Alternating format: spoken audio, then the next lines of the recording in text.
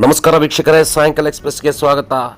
ವೀಕ್ಷಕರೇ, ಇವತ್ತು ಜಿಲ್ಲಾಧಿಕಾರಿ ಕಚೇರಿಗೆ ಬಾಂಬ್ ಬೆದರಿಕೆಯ ಒಂದು ಮೇಲ್ ಬಂದಿರೋ ಕಾರಣಕ್ಕಾಗಿ ಕೆಲವು ಹೊತ್ತು ಜಿಲ್ಲಾಧಿಕಾರಿಗಳ ಕಚೇರಿ ಸಂಪೂರ್ಣವಾಗಿ ಭಯದ ವಾತಾವರಣ ಸೃಷ್ಟಿಯಾಗಿತ್ತು. ಇದು ಮೇಲು ಬೇರೆ ಎಲ್ಲೂ ಅಲ್ಲ, ತಮಿಳುನಾಡಿನಿಂದ ಬಂದಿದೆ ಅನ್ನಲಾಗ್ತಾ ಇದೆ. ಆ ನಿಟ್ಟಿನಲ್ಲಿ ವಿಜಯಪುರ ಪೊಲೀಸ್ ವರಿಷ್ಠಾಧಿಕಾರಿ ಲಕ್ಷ್ಮಣ್ ನಿಂಬರ್ಗಿ ಅವರು ಜಿಲ್ಲಾಧಿಕಾರಿ ಜೊತೆ ಮಾತನಾಡಿ ಸಂಪೂರ್ಣವಾಗಿ ತನಿಖೆಗೆ ಒಳಪಡಿಸಿದ್ರು. ಆ ನಿಟ್ಟಿನಲ್ಲಿ ಡಾಗ್ ಸ್ಪೆಷಲ್, ನಮ್ಮ ವಿಜಯಪುರದ ಈ ಡಾಗ್ ನೀವು ನೋಡ್ತಾ ಇದ್ದೀರಾ, ಶ್ರೀ ರಕ್ಷಾ ಅಂತಕ್ಕಂಥ ಈ ಡಾಗು ಸಂಪೂರ್ಣವಾಗಿ ತನಿಖೆ ಮಾಡ್ತು. ಇವತ್ತು ಜಿಲ್ಲಾಧಿಕಾರಿಯ ಪ್ರತಿಯೊಂದು ಕಚೇರಿಯ ಟೇಬಲ್ಗೆ ಒಳನುಗ್ಗಿ ತನ್ನ ಒಂದು ಪ್ರಯತ್ನ, ಅಂದರೆ ಬಾಂಬ್ ಎಲ್ಲಿ ಇಡಲಾಗಿದೆ, ಯಾವ ರೀತಿ ಬಾಂಬ್ ಇಡಲಾಗಿದೆ ಅಂತಕ್ಕಂಥದ್ದು ಪರಿಷ್ಕರಣೆ ಶ್ರೀ ರಕ್ಷಾ ಮಾಡ್ತು. ಒಟ್ಟಾರೆಯಾಗಿ ಜಿಲ್ಲಾಧಿಕಾರಿ ಕಚೇರಿಯಲ್ಲಿ ಕೆಲವು ಹೊತ್ತು ಆತಂಕದ ವಾತಾವರಣ ಸೃಷ್ಟಿಯಾಗಿತ್ತು.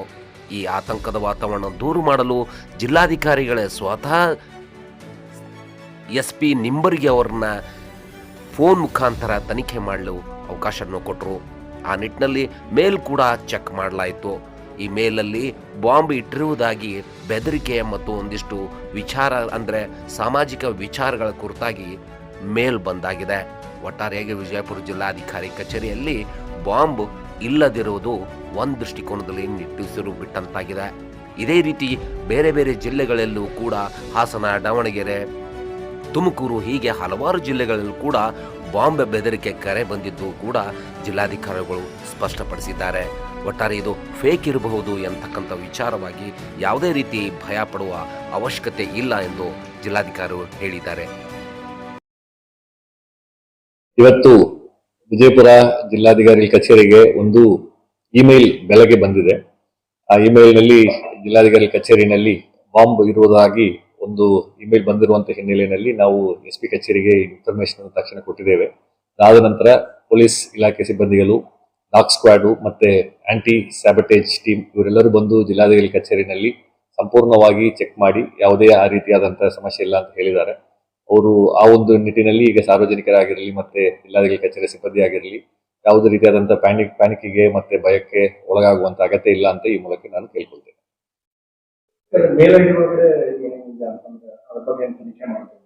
ಮೇಲ್ ID ನಲ್ಲಿ ಕಂಟೆಂಟು ಇರಲೆವೆಂಟ್ ಕಂಟೆಂಟ್ ಕೊಟ್ಟಿದ್ದಾರೆ. ಬೇರೆ ಬೇರೆ ಚೈಲ್ಡ್ ಸೆಕ್ಷುವಲ್ ಅಬ್ಯೂಸು ಮತ್ತೆ ಪೊಲಿಟಿಕ್ಸ್, ತಮಿಳುನಾಡಿನಲ್ಲಿರುವಂತಹ ಪಾಲಿಟಿಕ್ಸ್ ಬಗ್ಗೆ ಬೇರೆ ಇರಲೆವೆಂಟ್ ಕಂಟೆಂಟ್ ಇದೆ.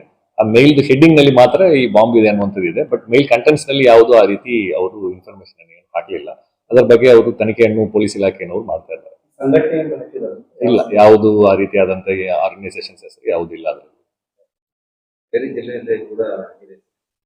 ಬೇರೆ ಬೇರೆ ಜಿಲ್ಲೆಗೆ ನಿನ್ನೆಯಿಂದನೇ ಸುಮಾರು ಜಿಲ್ಲೆಗಳಲ್ಲಿ ಈ ರೀತಿಯಾದಂತಹ ಒಂದು ಮೇಲು ಬರ್ತಾ ಇರುವಂತದ್ದು ವರದಿ ಆಗ್ತಾ ಇದೆ. ಮಾಧ್ಯಮಗಳಲ್ಲಿ ಕೂಡ ಈಗಾಗಲೇ ಬಂದಿದೆ. ಒಂದು 4-5 ಜಿಲ್ಲೆ, ಹಾಸನ ಆಗಿರಬಹುದು, ಇವತ್ತು ತುಮಕೂರು, ನಿನ್ನೆ ಇವರು ರಾಯಚೂರು, ಈ ರೀತಿಯಾದಂತಹ ಒಂದು ಸುಮಾರು ಚಾಮರಾಜನಗರ, ಬೇರೆ ಬೇರೆ ಜಿಲ್ಲಾಧಿಕಾರಿ ಕಚೇರಿಗಳಿಗೂ ಈ ರೀತಿಯಾದಂತಹ ಮೇಲ್ ಹೋಗಿರುವಂತದ್ದು ಕಂಡು ಬಂದಿದೆ.